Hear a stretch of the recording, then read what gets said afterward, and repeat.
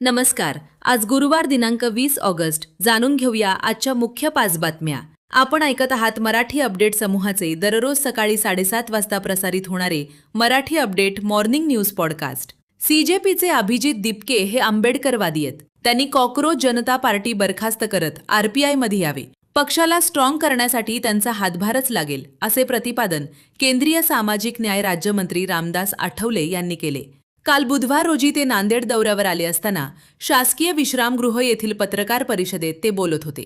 महाराष्ट्र वस्तू व सेवा कर विभागाचे सेवानिवृत्त उपायुक्त एकनाथराव पावडे यांचे हृदयविकाराच्या तीव्र झटक्याने वयाच्या 59व्या वर्षी काल बुधवार रोजी सकाळच्या सुमारास निधन झाले. त्यांच्या पार्थिवावर आज गुरुवार रोजी सकाळी 11 वाजता पावडेवाडी येथे अंत्यसंस्कार करण्यात येणार आहे. दरम्यान त्यांच्या निधनानं प्रशासकीय सामाजिक क्षेत्रासह पावडेवाडी परिसरात शोककळा पसरलीय.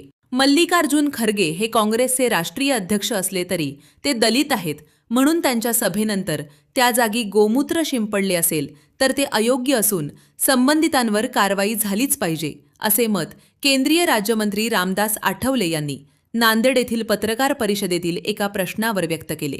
नांदेड शहरातील अशोकनगर येथील पाण्याच्या टाकीजवळील चौकाचे नामकरण ग्रंथ चौक असे करण्यात यावे, अशी मागणी शहरातील लेखक, कवी, संपादक व वाचकांच्या वतीने महापौर कविता मुळे यांच्याकडे निवेदनाद्वारे करण्यात आली आहे. नांदेड ग्रामीण पोलीस ठाण्याच्या हद्दीत इतवारा उपविभागीय पोलीस अधिकारी प्रशांत शिंदे यांच्या पथकाने विष्णुपुरी नवीन पुलाजवळ केलेल्या कारवाईत वाळूने भरलेले 3 टेम्पोसह 12,15,000 रुपयांचा मुद्देमाल जप्त केलाय. दररोज सकाळी 7:30 वाजता Marathi update morning news podcast ऐकण्यासाठी मराठी अपडेट पॉडकास्ट यूट्यूब चॅनलला सबस्क्राईब करा. धन्यवाद.